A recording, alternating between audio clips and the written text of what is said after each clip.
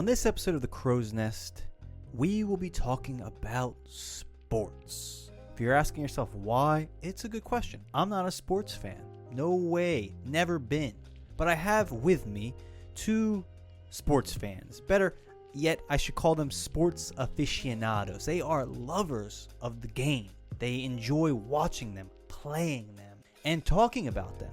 So for this conversation, I have with me the legend Robert Avery, aka Bobby A, and I have a new guest, someone that will come to be known as a friend of the program. His name is Darius Ramos, and both of these guys love sports, and they speak about them in a way that makes me want to love sports. So I hope for those of you who may be sports fans, well, you'll definitely enjoy this because we're going to be talking about sports. But for those of you who are like me and who either don't like sports or really just don't understand them, well, maybe you'll learn something. So buckle up. Let's get ready for this show. Rock on. So let's, Rob, why don't you start this one off since we're going to be talking about that subject that you brought up. Let's kick this off with a topic that's very interesting to me.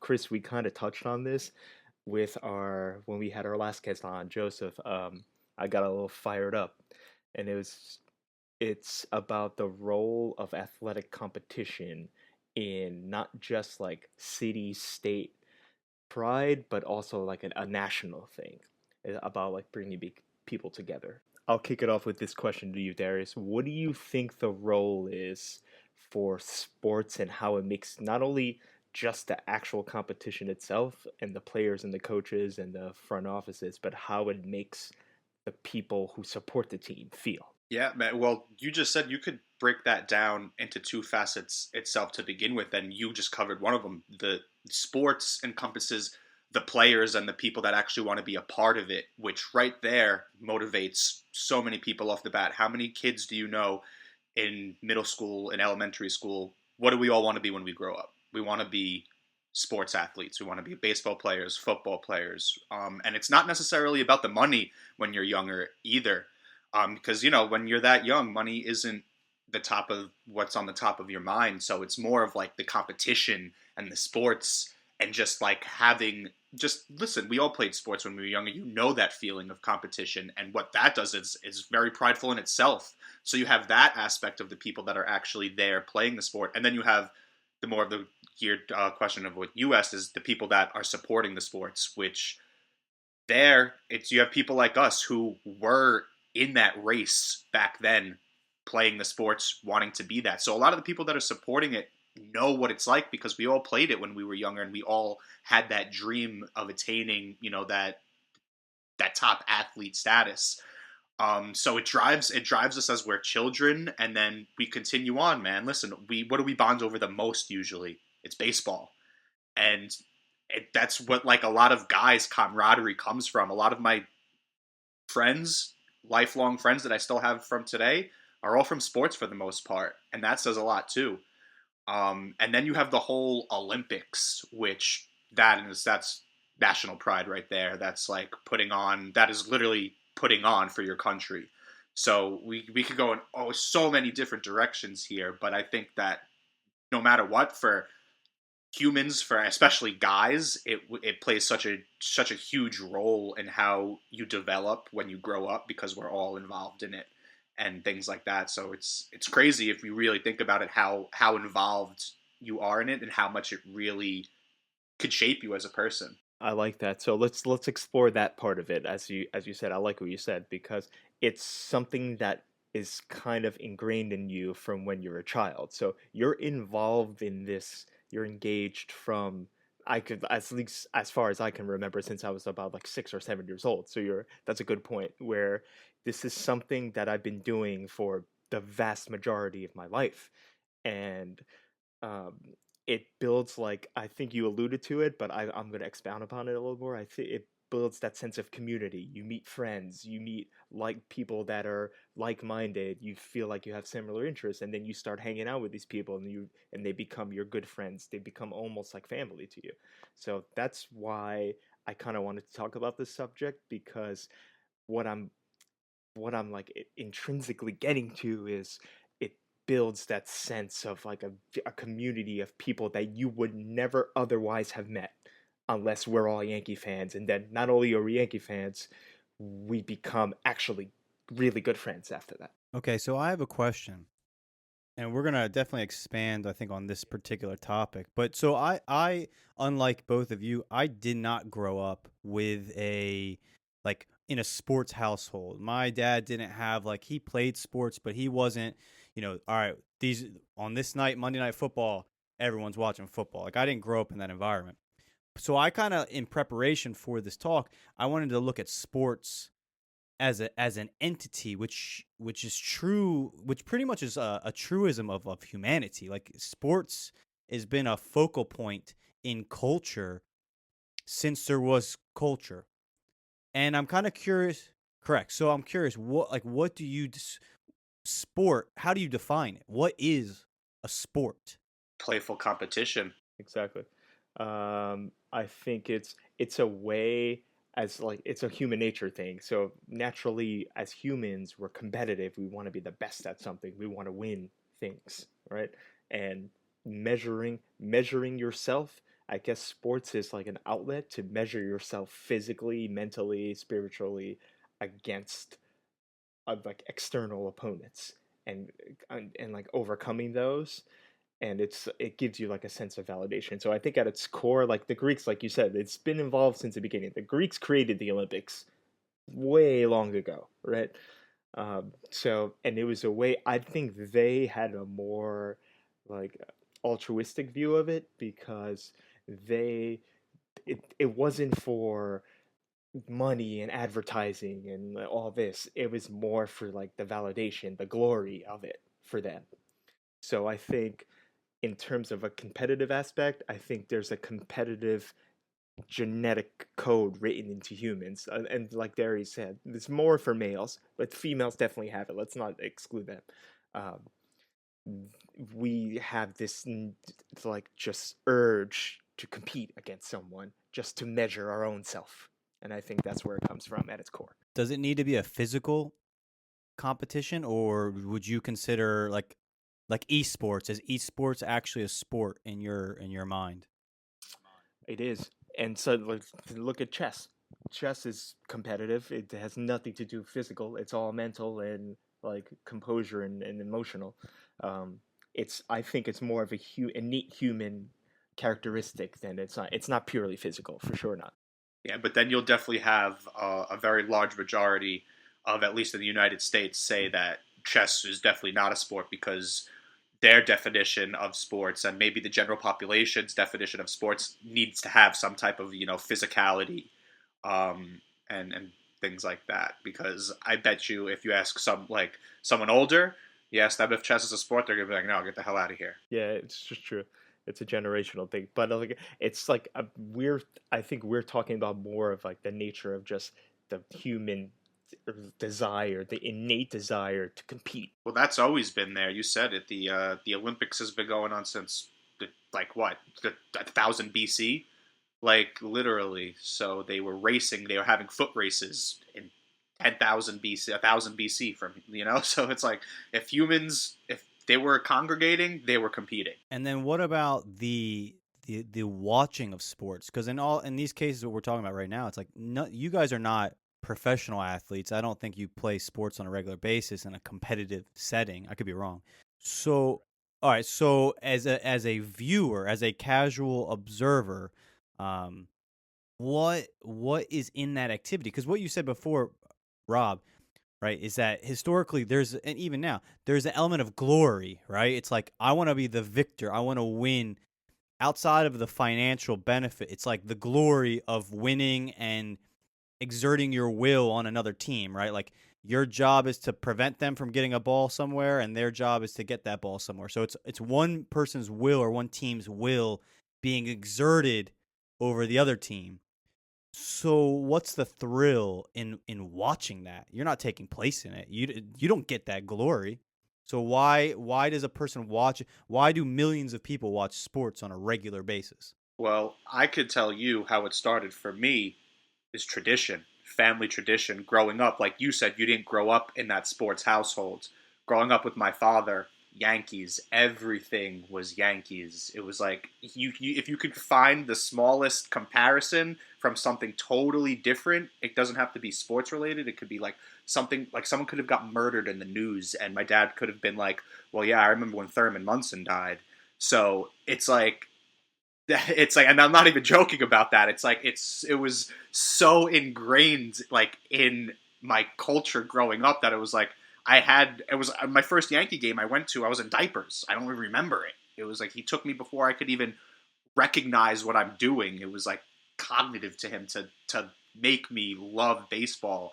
And that's what it was. Like ever since then, I just loved the Yankees and I loved baseball. And then he got me into the sport and I was naturally good at it. And that made me love the Yankees and wanting them to succeed that much more. Like when I was like 12, 13, oh man, you couldn't tell me anything. Like the Yankees were the world to me. So it's like that right there. That was the first footstep. It was just my father giving me spoon feeding me the Yankees until I'm able to think for myself. And it's like, I've been eating the Yankees my whole life. What am I going to continue to eat? The Yankees.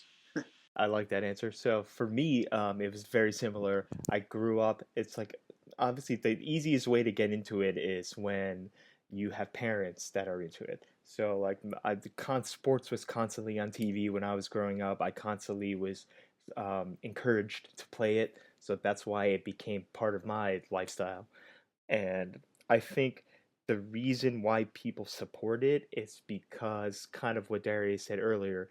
You played it growing up, you know what the feeling is like, even if it's on a smaller local scale, you know what that happiness means, and then we can inject the element of, okay, it's New York doing this. I'm a New Yorker, and I grew up here, and I've spent my whole life here, and if we're the champions, that means in an indirect way, I'm a champion as well because I'm from New York and I know what it means to live in New York and things like that.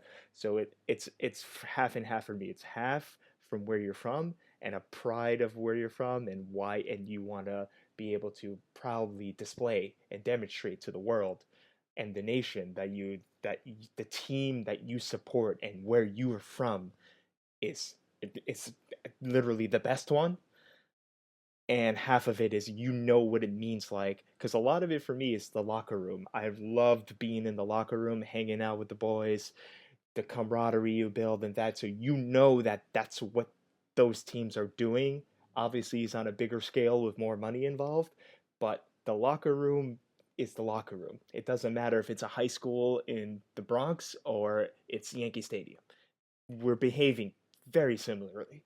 So it's both ways. It's that I know what's happening behind the scenes, and it's also that I'm proud to be from New York because New York is the best team. There's two ways for me. Is winning a key element in this? Oh, yeah. This is one of the only elements. Yeah. It has to be.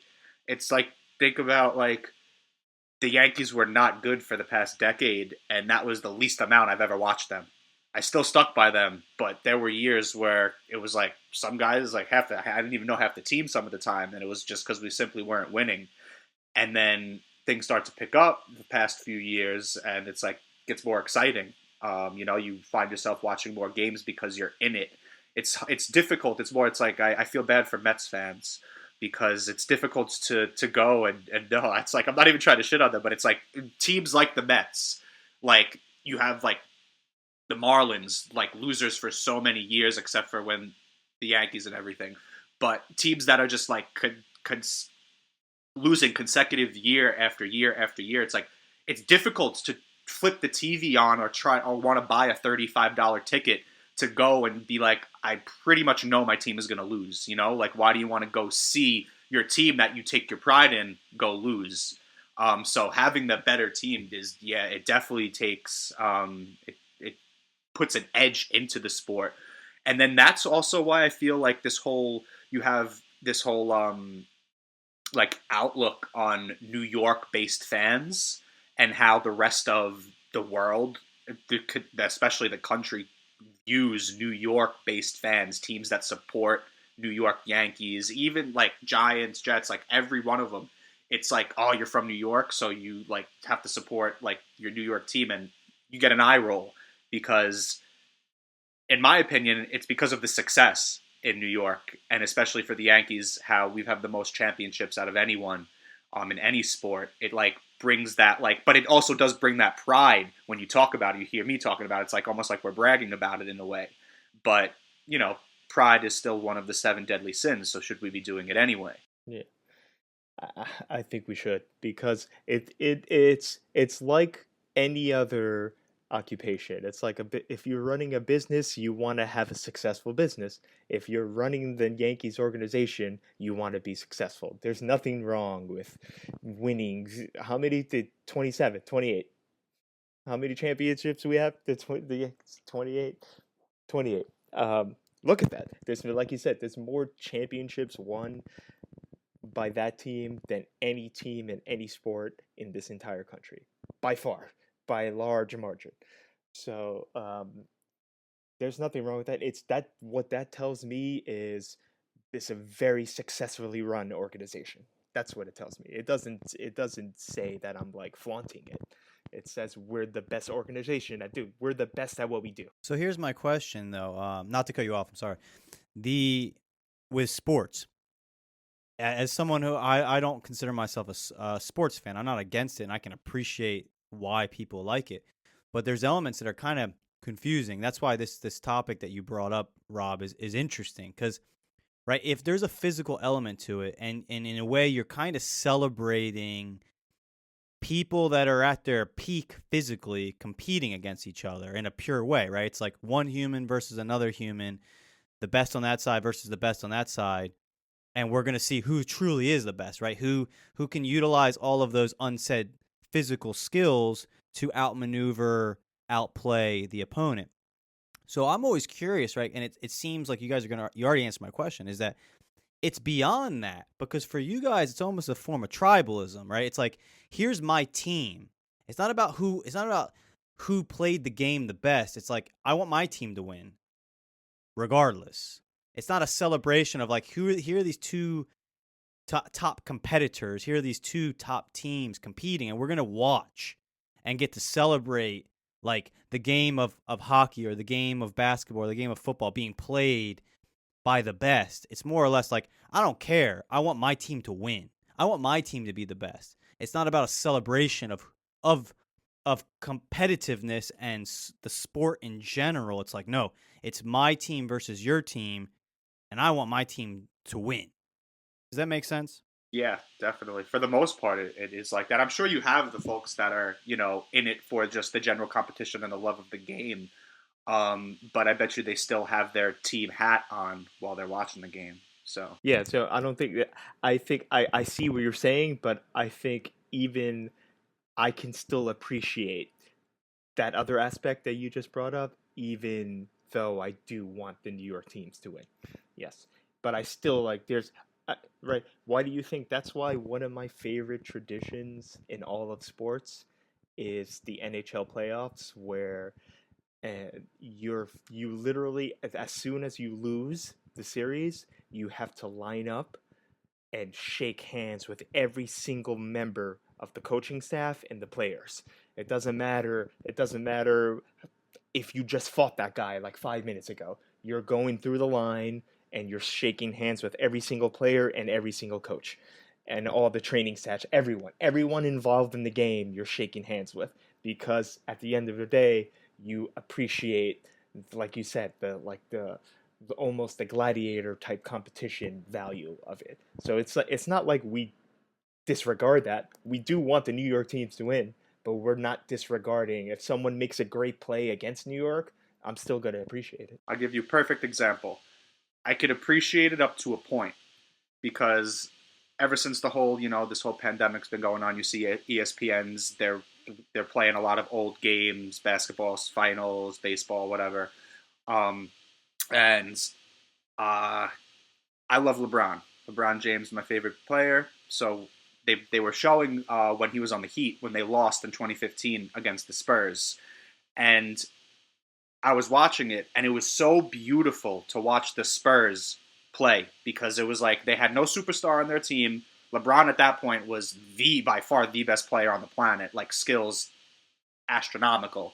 And I knew the finals where LeBron was going to lose, and it was just so beautiful to watch the Spurs that like I was watching it. But even though it was so great to watch, such high quality basketball to watch, I couldn't watch it until the end because I just knew LeBron was going to lose and the Heat were going to lose. So it was like my team lost. So it was like no matter how beautiful the other team played that game, I was only able to watch it until up to a certain point because I couldn't watch my team lose again. That's a great point because I feel I'm glad you brought that up because there's certain games. I'll give you another two examples. As you said, like during the pandemic, all the networks and all the sports networks are playing old games from the 80s and the 90s and the early 2000s. So they were playing the game. There was a game between Chris's boy, the New Jersey Devils, against the New York Rangers, and the Devils eliminated us in overtime to go to the Stanley Cup, and so the Devils advanced to the Stanley Cup and the Rangers were eliminated. And like you said, I can only watch until the end of the regulation. I was not watching overtime because I'm not going to see that goal. I was not watching that moment. Still to this day, I saw that moment. See, this is how sports affects people. I remember watching it live as it happened, and I will not watch a replay. I will not watch a game. Every time that game comes on, I'll change the channel. Every time that commercial comes on, I'm not watching that goal ever again in my life. So you're right, yeah. So there's a little element of bitterness there too, because I'll never watch that overtime period ever. But but with that being said, you would still say that athletic competition and these sports teams, and the feeling of civic and national pride, you would say that's a good thing. Yes? No? Very good thing. It's a very good thing. Yeah. As long as there's certain towns where people get a little arrogant about it. Yeah. And New Yorkers are guilty of this. I'll be the first to admit that to you. Would you say that nationalism is a good thing? Nationalism is a good thing. That's why I love the Olympics. The Olympics is where people put their local allegiances aside and we kind of come together. Like, I find myself, there's sports in the Olympics that I'll watch that I would never watch normally. Like, for example, the Winter Olympics, like skiing. I'm never gonna just watch pro skiing. It happens. I'll never watch it though. But I'll watch if USA is about to win the gold medal and they got a chance. Some skier from USA like Lindsey Vonn. I'll fucking watch Lindsey Vonn try to go for the gold medal. And then I'll get excited if she does. So it's yeah. So that's the and the core of that is what I said in the beginning. It's because it kind of brings everyone together. We put all of our differences aside, and all for that 45-second ski route, we're all rooting for her to win the gold medal. Everyone in the nation, everybody. It doesn't matter who you are. It doesn't matter if you're gonna grab your orange vest and rifle and go into the woods to shoot something afterwards. Or you're going to be some progressive, like some fake progressive liberal who's going to just go online on Facebook and pretend to get offended about something for someone else. It doesn't matter if you're those two extremes. At that moment, everybody is on the same page. No, I was just going to say that with the Olympics, for example, right? The Olympics seems to represent not just like national pride, but pure competition where it's about showcasing who is the best, more so than what country is the best. Or, it's like this, Phelps was not only from America, but he was the best swimmer in the world, right? He stands, who cares what country he was from? He is the best human swimmer in the world. And for multiple years, he was the best swimmer in the world. So it's kind of interesting with a lot of the Olympic activities that, and I could be wrong, but it seems that a lot of times it's single people competing. Even if they're on a team, there's more of the showcasing of the person, the individual, and their ability and their progress towards perfection. So a couple things, yes and no, because Michael Phelps did take part in team relays and multiple team relays. So he is part of a team in some point. But yeah, but you're right. Like at swimming, usually is an individual type thing, and but also what the unfortunate part I would say about that is the Olympics tends to have a lot of scandals, cheating as well, and it's because of it's that race to be the best. So a lot of Olympic athletes have gone called over the years for substances that they shouldn't have been ingesting to help them get that edge. So, and Michael Phelps is not removed from that either. He has been dinged for a couple of times for using substances and stuff like that. But to tie the whole point is it the Olympics is kind of a purer way because there's no monetary like incentive involved. You're not making $15 million to swim in the Olympics. You know what I'm saying? You Whereas if you're playing baseball, you're making $15 million to play baseball. It's a purer way, I would say. I would say that it's on the individual level. It's, of course, you have your Michael Phelps who won a ton of individual medals, and he gets individually his accolades are those physical medals hanging on his neck when he wins them. But I think one of the most important things and one of the most relevant things in all of the Olympics that they're always showing, that when you read the paper the next day, that's always in the paper no matter what every single day, is going to be that medal count per country. That's the number one thing on a lot of people's minds. I remember growing up with the Olympics, my family was always like, we want to, like, it was just like literally national pride. Like, you want your country, you want the United States to have the most gold medals no matter what. Like, at the end of the Olympics, for like my family, like that was the goal. Like, they wanted the United States to come out on top with the most gold medals. And obviously there's going to have to be a lot of individual effort to get that. To get to that point. So it's a mix. It's both. You have your individual sports where you have your sprinters, where you have your one-off runners, but then you have your relays too. So it's definitely a mix. But in the end, I think all of these athletes, to Robert's point, is that they're not doing it for the money. They're doing it for like the pride and saying like, my country is the best and like we came away with the most medals. And I think that's what it really comes down to, and that's why you always see in the papers and everywhere that medal count in the corner. I think when you watch the Olympics, it never goes away. It's always in the corner about how many medals each country has. Like they show like the top 3 countries. I found a quote talking about what the Caesars used to do and how there is kind of some, you could call it forms of manipulation that you could tie into these activities because, right, take the Olympics, you create this nationwide pride in your country where it's like we're beating this other country, right? It becomes an us and them relationship. Oh yeah, that's the reason. I mean, go back to the Coliseum and sports entertainment. In the very first place, it all goes down the line back to then. I would say that you're breeding competition, and I mean, what did George Washington say about splitting the parties up? Like, competition is not good for when you want to unite. So if we all want to be united as a people, not even as a country, as the world's coming together, that is negative action to that. If you want to achieve that competition is just not good for unity, in my opinion, at least. So you have that, and then it's like you have that whole other aspect of they want you to breed competition because they want you to focus on trying to become that athlete your whole life, because they don't want you to focus on the other things, whatever those things are. That's a whole nother conversation we can have at another time. But it's hand in hand.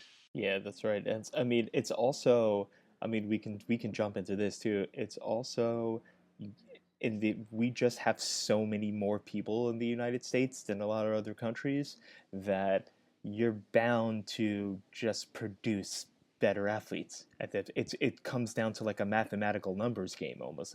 If we have 500 million people in the United States, obviously we're going to be better than Romania, who has a 10% of our population. That's just the way it's going to be. We just have a better chance of having better athletes, just production wise.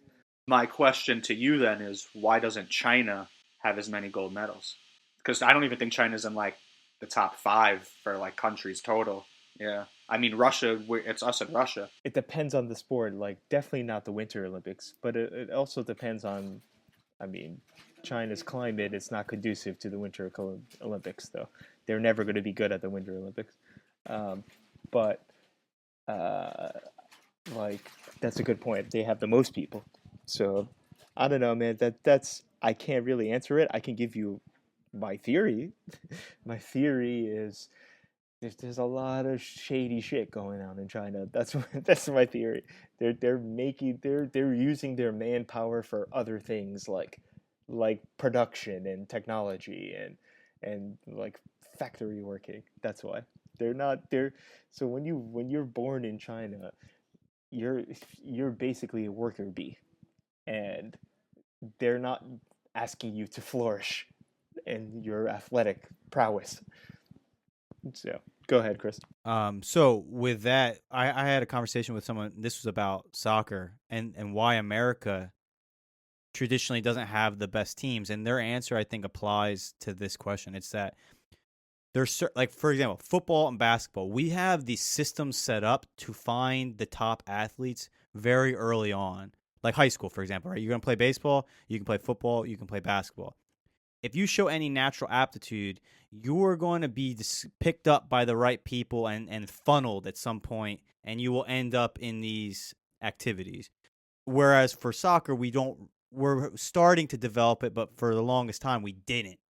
So we weren't necessarily able to find the best people and get them the right training so that, they hit their potential.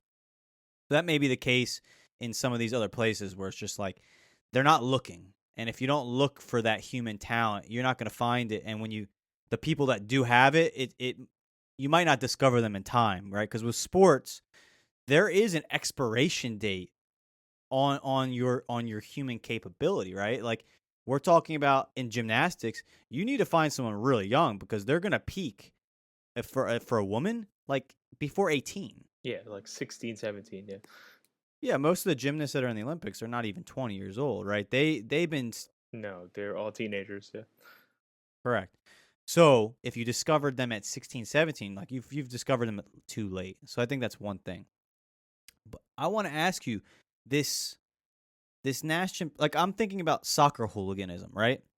Take what you're talking about and take it to its extreme, right? That is extreme pride that almost turns into violence. So that's why I'm kind of curious with the sports and the pride and like attaching your identity to a sports team. Is there a danger in that? Because you can see it, right? With soccer, there's like a documentary that I think it just came out on Netflix. It's like it becomes a gang, right? It's like here's a gang of adult men who do gang-like activities, but they are linked either directly or indirectly with a particular sporting team. It's like that's their tribe, right? Like that's the god of their tribe. And they do all these other activities, but like that's the deity. They don't know any of those athletes personally. They're not linked, but it's like, all right, this is the statue that we carry to battle with us. It's this team or it's that team. So, like, is there a danger to that? To linking yourself to this competitive agent? Outside of the U.S., I think so, yes. And I'll let you grab the reins on this, Rob, because this is more of your forte. Because I think that soccer, like you said, Chris, that's the sport where you got to be careful in certain parts of the world where you rep your set per se. You wear a Boston Red Sox hat at Yankee Stadium, you'll probably get away with it. Unless you're in like the bleacher section. Don't sit in the bleacher section if you have a Red Sox. You won't get away with it in the bleachers. But if you sit like somewhere else, you should be alright. Unless you might get heckled by a few drunk fans. But for the most part, you'll be okay. You do that. I mean, in some countries, I didn't even know this. I was talking to Robin Burchin about how there's certain home and away sections that you have to sit in stadiums, because that danger becomes real if you don't separate them during the game. So absolutely, and I mean during what was Colombia that murdered their goalie? Yeah. So they do segregate the fans. The fans are segregated in European soccer. They're just completely separated, so they're not sitting together. But Colombia in the 1994 World Cup, the United States, and it was funny because the United States was involved. We beat Colombia, and what's his name? Pablo Escobar. So Pablo Escobar's um, basically organization murdered two soccer players because they played so poorly against the U.S. and the U.S. won. It was a giant upset. Colombia was supposed to win easily, but we won, and it was because two people made two horrible mistakes, and Pablo Escobar's organization put a hit on them, and they both were killed. And there's a documentary about it. There's a documentary about it too. The guy scored on his own goal, right? That's what happened, and then he got killed. He correct. And then he got killed. Yeah. He was literally murdered by Pablo Escobar's organization. But so yeah, I mean that's a tough question to answer, because for people outside the United States, soccer, and I think Darius said this earlier, soccer transcends your life. It becomes who you are. So I think that the documentary you're referring to, Chris, is called Sunderland Till I Die. Have you seen it? I haven't. I saw the trailer, and that's why it made me think about this. So the city of Sunderland it's in the northeast of England. So everyone talks like Sean Bean. If you're familiar with the Yorkshire accent, everyone talks like Sean Bean. It's awesome. It's a really good show. I've seen the whole thing, and people, they literally interview people, and they say their entire week, the mood of their entire week and their behavior is dictated by the Sunderland result. So if Sunderland wins, the whole entire city, you go to the grocery store, coffee shop, restaurant, you go to work, everybody's happy, in a good mood. Sunderland loses 2 games in a row, everybody's miserable, and it affects the mood of the entire city, not just the sports fans. The whole city is affected by the result of the Sunderland game, and it literally is and like an expose about how ingrained Sunderland is to the community of these people. Because in Teesside, it's called the area is called Teesside. So I've learned a lot of these things because I've been following soccer for a while. So the Northeast, it's called Teesside, and there's a lot of their economy is based on, there's a lot of lakes and rivers, so there's a lot of fishing, there's a lot of dock working, and that's, so you get, it's like the Maryland docks.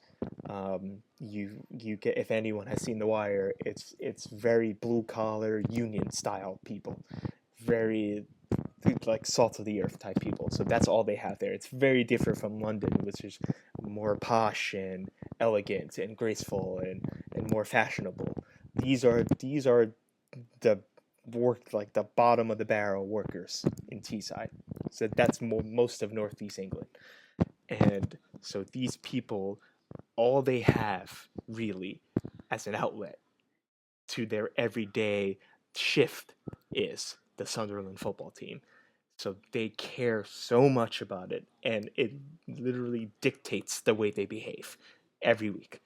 And that's so, but it's kind of it's kind of a gift and a curse, because yeah, it's wonderful because they'll show, I mean, I started leaking a couple of times. I got emotional. There's certain games where Sunderland wins, and you can see the entire city erupt. It's not just 10,000 people at a stadium, even though their stadium holds like 45,000 people. It's the entire city. The whole city changes, and then when they lose, it gets real sad afterwards, because they not to spoil it for everyone, but they get relegated. And to the lower league of English football, and it's it's really bad. Like it's sad. Everyone, the entire from like the chefs on the team, the trainers. That's the best part about that documentary because yeah, they focus on the players, but they focus more on the people that are cooking all the meals for the players, the people that are doing the equipment.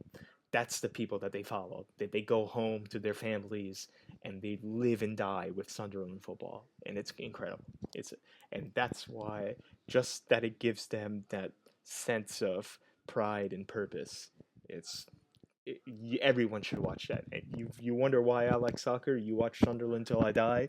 You'll know why. Because the good times when it gets really good, you can't replicate that. There's no other feeling and emotion that replicates when it's good. But there's also the risk is you're going to go through some tumultuous times as well. Interesting. Do you guys think, right?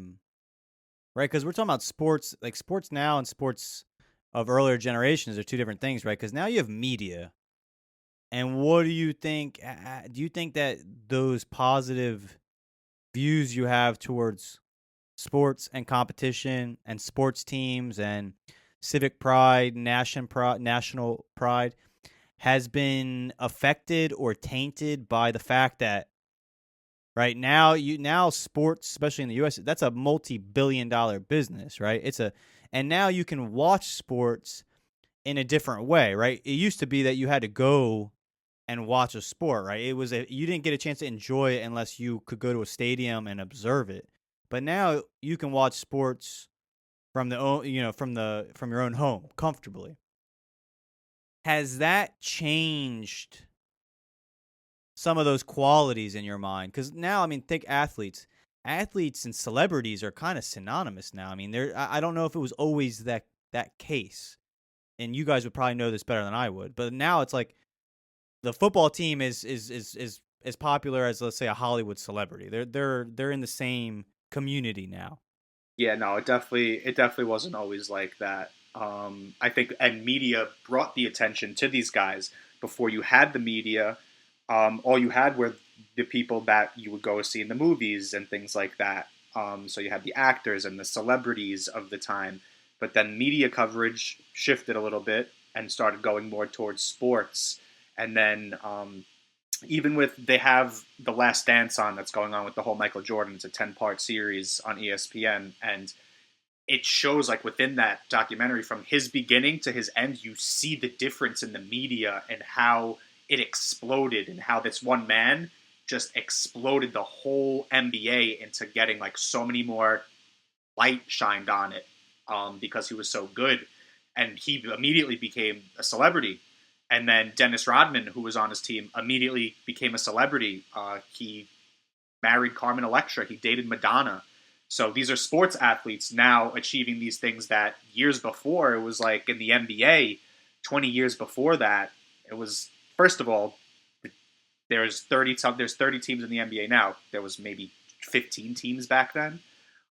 So things have also changed in that aspect where it got much bigger because media coverage and a lot more people started to get interested in it. And then that interest just generated, okay, we're more interested in this. Now the best players are going to become more in the limelight of society.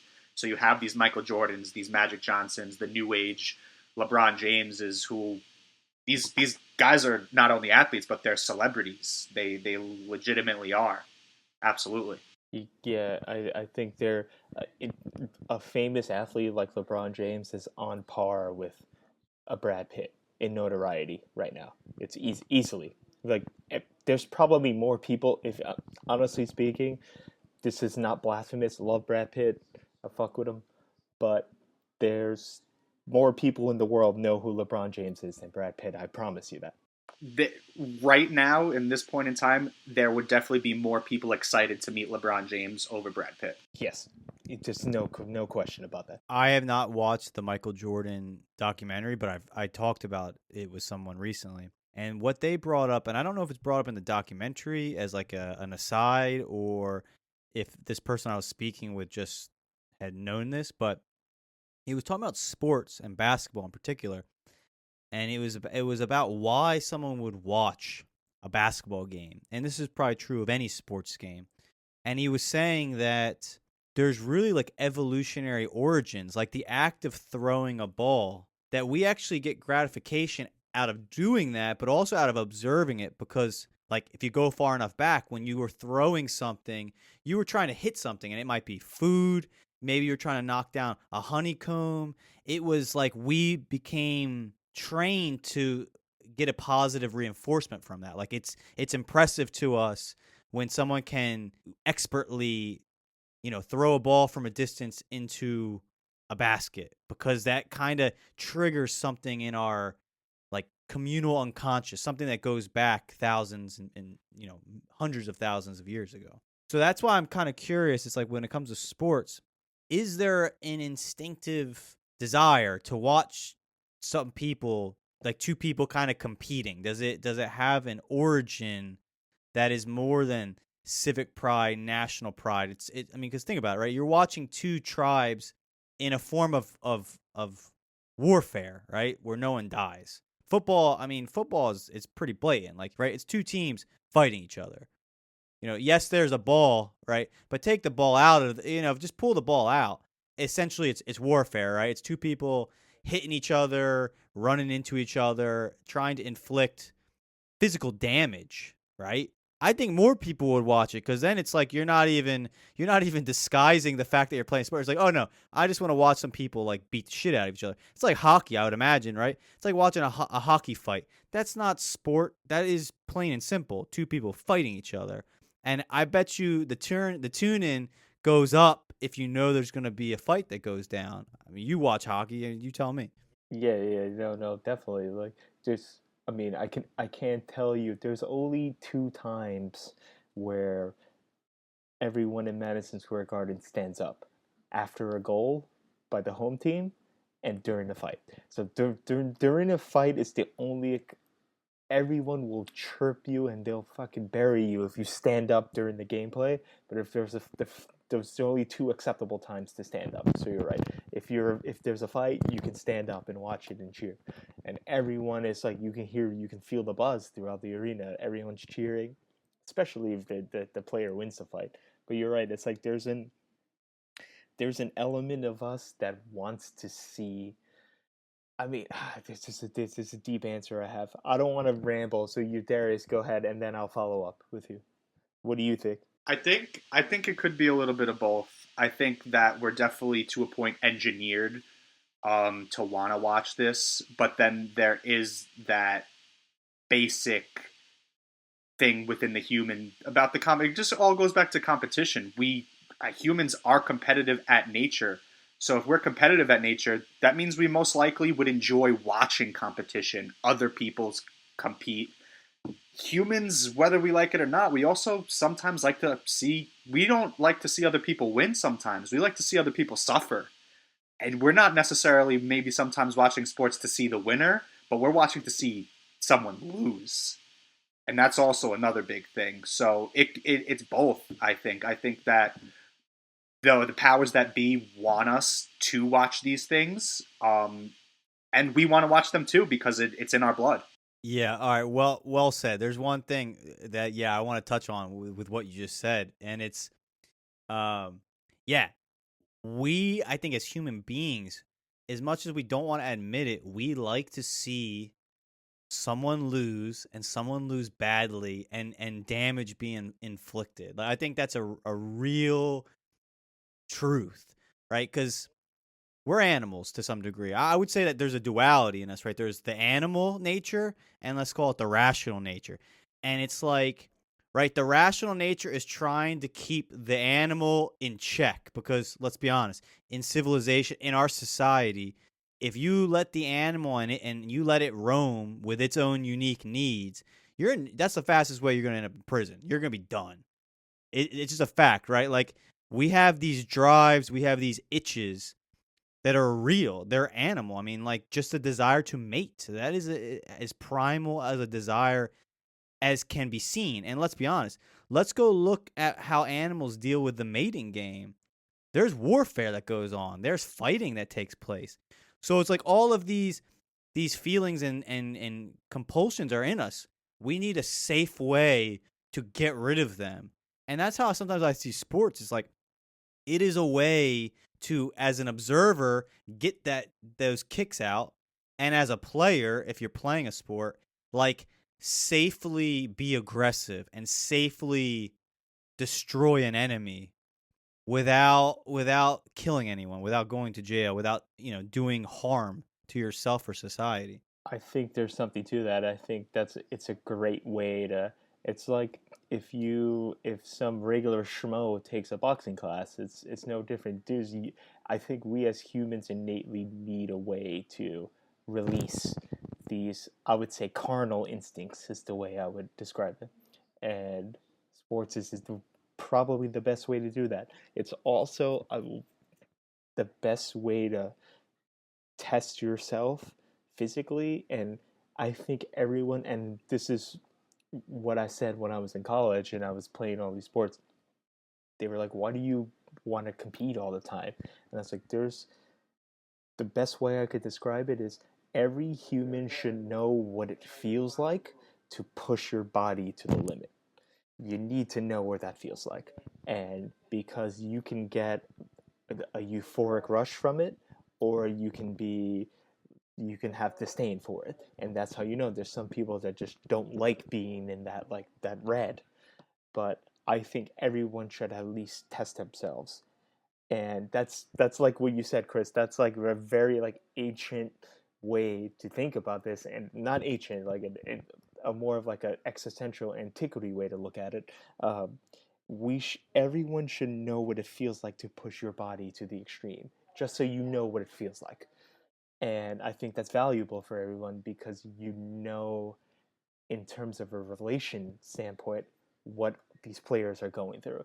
Like, in terms of, that's why, I mean, we can have this, I don't mean to pivot too hard, but Darius, I want to get your opinion on this. I think the best indication of physical aptitude and acumen is a starting pitcher in an MLB playoff game, because you're not only dealing with pressure, you're dealing with mental fortitude. You're up on the mound for about 2.5 hours sometimes. So I think that's if you're playing chess games with every person that comes to bat, and it's crazy. Like, for the batter, it's nowhere near the physical and mental exertion. So I think that's why I think the starting pitcher in baseball is the pinnacle of athletic competition, because you're going through probably, I mean, how many pitches you throw? 100? You're going through 100 chess masters, as well as the physical exertion on top of it. Yeah, no, I agree. I'd have to put an NFL quarterback in front. The one in front of that, they have that, and then they have the physicality, and then they have 25 other players they need to account for. Another 25 players that are on the other team that they need to. There's 50 players on the field at any given time that a quarterback needs to account for, and the ball is, that the ball, just like a pitcher, it's always going to start in their hands. They decide how things are going to go. So I think besides the pitcher, I definitely think it's the quarterback. My question to you guys is that this whole conversation leads back to competition, innate competition, and things like that. I think that exposing competition to someone at such a young age, do you think that's beneficial or not? Because no matter what, at some point in your life, you will be competing. No matter who you are, no matter what you do. You want to get a job, you're going to have to put an application in for something. Whether you know it or not, you're competing with someone that you don't know. You're competing with someone else's resume. You go ahead and you finally you get a job. It's handed to you.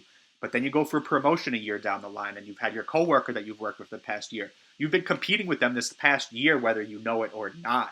So it's no matter what you do. You say you're rich and you need to go and you need more money and you need to go get a loan. And now you're competing with the bank or someone to go get this loan. You're competing. It's like you're always, whether you might even be competing with yourself.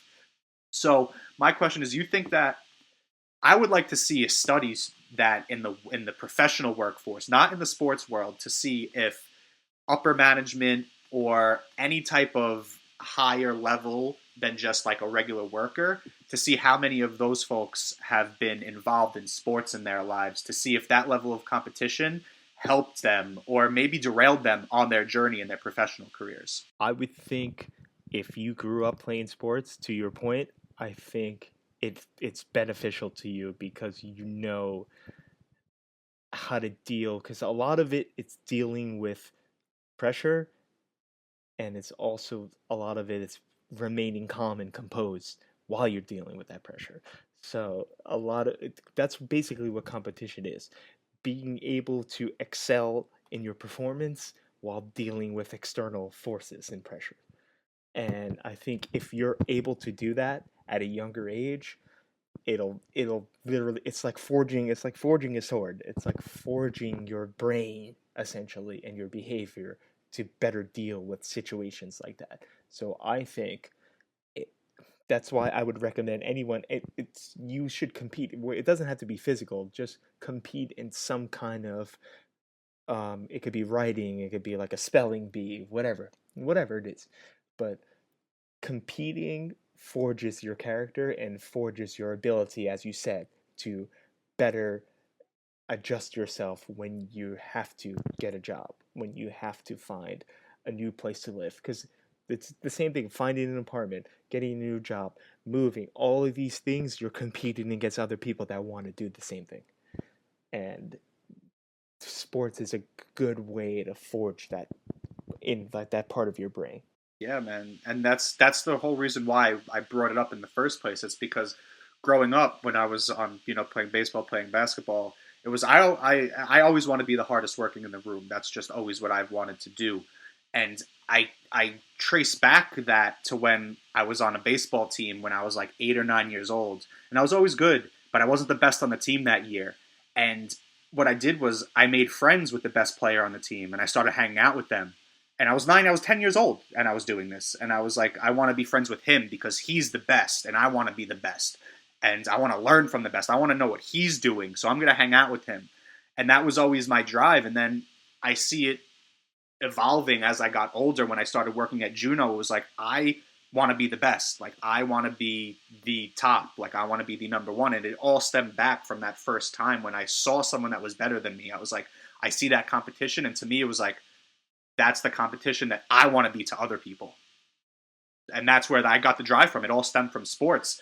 My point is that if I didn't play sports growing up, I don't know if I would have that, this hardest working in the room mentality.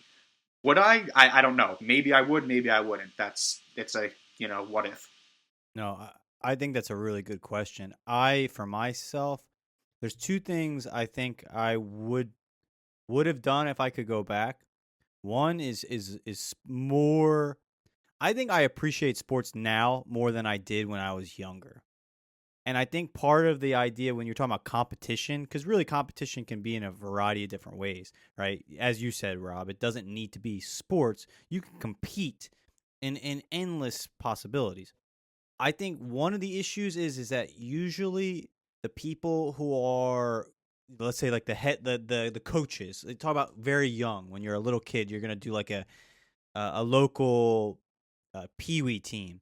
I think one of the issues is that very rarely can they articulate the value of what it is that you're doing, because they might not know the deeper value. They might have benefited from it, but they can't articulate it. So if you're dealing with people who are not competitive by nature, because there's some kids that are just competitive, right? You get them into sports, they just have that natural drive, like we kind of identify, right? That idea for competition is in them, and they feel really free to express it. And then for other people, they're not. They're more reserved. Maybe they don't feel like they're allowed to be competitive. They're allowed to kind of try to exert their will on someone else. So I think part of it is that you need coaches that can kind of articulate why there is a value to this.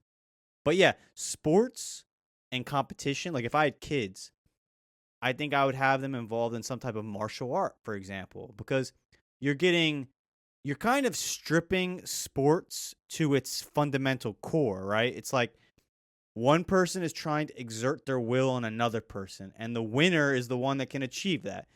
Football, right? I'm going to try to push you out of my way, and you're going to try to prevent me from doing that. It's very basic. Now, it's kind of hidden under the disguise of I need to get the ball to the other side, and then I get a point, and the goal is to get a point. But really, if you break it down to its fundamental parts, it's like, all right, there's a guy in front of me. I'm a lineman. I'm a defensive lineman. I'm going to try to move you, and you're going to try to move me. I'm going to try to stop you from doing what you want against me, against my body. So I think there's real value in that because you're right. Dude, that is life. In life, people are going to try to exert their will on you, and you have to know how to push back. And I think that's an issue in today's society in that we don't admit that. It's not a matter of if it's right or wrong. It's a fact. Like, you may not want to exert your will on other people, but there's going to be someone that tries to exert their will on you. And if you do not know how to navigate that, you're going to end up with the short end of the stick a lot of times. It doesn't mean you have to be violent. It doesn't mean you have to be macho or whatever. It just means that, like, you are willing to push back. And I do think sports is the main tool, and this is coming from someone who doesn't play sports, really. It is a main tool of allowing you to learn how to push back safely. And I think for those who don't engage in those activities, it's probably to their detriment, right? If that makes sense. Because competition is a tool, right? You use constructively to teach you how to push back. But really behind competition is the fact that there are going to be people who want to exert their will on you. And sometimes that's violence. Sometimes that's economics.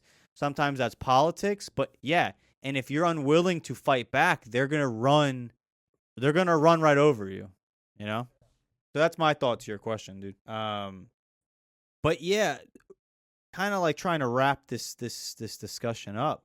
It's interesting because, like many tools that we've created to like live in the world and exist, that it cuts both ways. And that's why I was interested when you brought up the nationalism and the civic pride, because in a way you could look at that in a very positive way, but you can also look at that as 100% negative. And it's interesting that, like, that paradox between the two things, right? It's like there's people, like you said, like your dad, who key moments in their life are tied to a sporting event. Your birth, for example, to your dad, he might also remember your birth tied to a particular game in that year. It's possible. And it's kind of interesting how, like, something that could be very positive can also be very negative with the soccer hooliganism. It's like no one would say that it's good. Or I know Rob, who loves sports, would never be like, I think if you met a soccer hooligan, you'd say you're kind of like going a little bit overboard. Like you're committing an act of violence against another team. It's a sporting event. It's a game. It's a game. It's a game, right? The stakes are it's a game. You're not getting any money out of this. It's not like you're going to get $1 million if your team wins the World Cup. It's just pride. It's pure and simple. It's human pride. Yeah, it's fair. Well, I do know this. If someone from Boston, if we're playing Boston in the ALCS and someone starts talking, I'm chalking knuckles. I don't give a fuck. I hate Boston Red Sox fans. So let's get that right out on the open. But no. On a serious point, Chris is right. It's like there's a line. And it's sad that I have to say this, but people have died because they were just wearing the wrong jersey in the stadium in the soccer in Europe. It sucks. It's happened, and it's not like it happened in 1987. It happened 4 months ago. So it's really bad. And those are the type of people where you want to, I would say sports gets a bad rap because of those people, and that's kind of where it comes from, where people, and like we were talking about last time, that's those type of news events coming out is why people say sports is like, oh, it's a meathead thing to do. It's something the peasants do. It's for commoners. It's beneath me, right? It's actually the direct opposite, and that's really like I'm interested to hear Darius's take about that, because you've already heard my rant about this. I think if anyone in America is going to spend their time consuming entertainment, watching a sporting event is one of the healthiest and best ways to consume that entertainment. It's certainly better than sitting on the couch and watching 8 hours of reality television. So don't tell me if you do that. If you're sitting down watching the Real Housewives of Orange County all day, you lose the right to make fun of someone that watches sports. You lose that right. You waive it. So go ahead, Darius. What do you think? What do you think? Yeah, definitely. No, definitely. We're the in betweeners though, because I would say the people that watch 8 hours of Nat Geo are a little bit more inclined to have better lives than people that watch 8 hours of straight sports. So Yeah. Oh yeah, that's different. That's different. You can watch 8 hours of History Channel. Yeah, that's fine. I'm not against that. I'm against Bravo. listen, man, I think this whole thing, whether whether it's a good thing or a bad thing in sports, I think it literally comes down to the word pride. Whether you think pride is good or is bad. Pride, too much pride, is certainly absolutely terrible. I think they say pride is the sin where all other sins in the world stems from. So pride is the number one sin in a way. So it's like, like if you look at it in that light, pride is absolutely terrible and it'll destroy everything. But we also need pride because it brings people together. It gives you a sense of togetherness in a world where a lot of the times you feel alone. So it's like it's that silver lining. It's with anything in life. Too much is terrible, too little is terrible. You need to find that in between, but people don't like moderation either. So I listened to a Jungian psychologist talk about families last night, and he talked about the black sheep in a family and how the black sheep really holds more power than anyone else in the family because it's the hook. Everyone hooks to the black sheep because it's that person, right? It's like, hey, cousin John fucked up again. All right. And then it's like, you're a strange brother. You'll still have that thing that you relate to. So it's kind of like the focal point that everyone can kind of connect to. And if they disappear, you've lost the unifying factor. And I think in some cases sports are that way, especially like pre-media, right? Because it was like, all right, if you have this community with all these different people that kind of have different tastes, things they like, things they don't like, what is the unifying factor? Well, it's like you had this team, and that was the one thing, like that might be the one thing everyone could relate to because they couldn't relate to anything else, right? You have that different type of job. You might have more money than I have. You have a better, wife, a better family, better home, whatever. But you still had the same team. And no matter what demographic you were in or socioeconomic level, you united under that one flag. And in that way, I mean, you could see like that is an agent of civilization in a real way. There's a lot of value to that, and at least from my perspective. Yeah, most definitely. I think that's at its core. That's what athletic competition has brought to the world is that and what a lot of people who the naysayers overlook. It builds relationships. It brings people together. It creates communities that otherwise would never have existed. So we've been talking for about an hour, 10 minutes. So what are you guys' final thoughts on this? Darius, do you have anything that you haven't said that you want to say that in regards to sports and competition, pride? You can even go deeper if there's something that stirs you. No, I mean, besides the fact that I think we said the Yankees had 28 championships, they had 27. I want to make sure that we get that right. This 27, damn it. That's good. No, I need the fact checker. That's what I need. We got 27? Okay.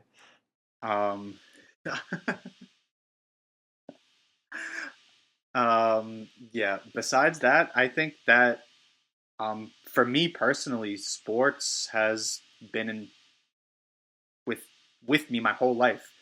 I could, just like my dad, base events of my life back to certain sporting events. One of my earliest memories, I was 5 years old when the Subway series went on. I remember that series almost vividly. It's crazy as a 5-year-old remembering these things. So if it weren't for sports, I really wouldn't be in the position I am right now. So I'd have to say that it's been a very big positive thing in my life, breeding that competition and being a part of that. I wouldn't have wanted it any other way. And for some people, it's not like that. But I think for a lot of the people, I think for everyone that has ever been involved in sports, has some type of pride, whether it's nationally, locally, whether it's something within your family and your team is your family and you have that type of pride. I think that playing a sport encompasses all of that and makes something in that light that much greater to you and makes you really love it that much more. That's great. Yeah. My final thought is it's very similar to what he just said. The thing about it, like, if you've never been in a locker room, like, that's probably the best memories I have are before the game, getting dressed, and just dicking around with your teammates, and then after the game, especially if you win. So those are the best moments. It doesn't, regardless of gender, it doesn't matter if it's men's sports or women's sports. I'm pretty sure, 100% certain that the environment is the same. It's like it's basically what is built and what, like, the stories you can tell and the relationships that you forge, and that it's timeless. It'll never. There's nothing that can. And once again, I'll say this: there's nothing that can replicate that type of camaraderie, and that's the takeaway that I take from athletic competition. Awesome. Darius, thanks for joining us. This was like a very interesting conversation because I know that both of you are really into sports and not even as casual observers. Like, you delve into them. I mean, Rob just gave us he could tell us places, parts of the UK and their economic means based on its linkage to different teams. That's awesome. I mean, that's so cool. Yeah, man. Thank you guys for having me. Do it again for sure. That's great. Yeah, friends of the program, baby. Friends of the program.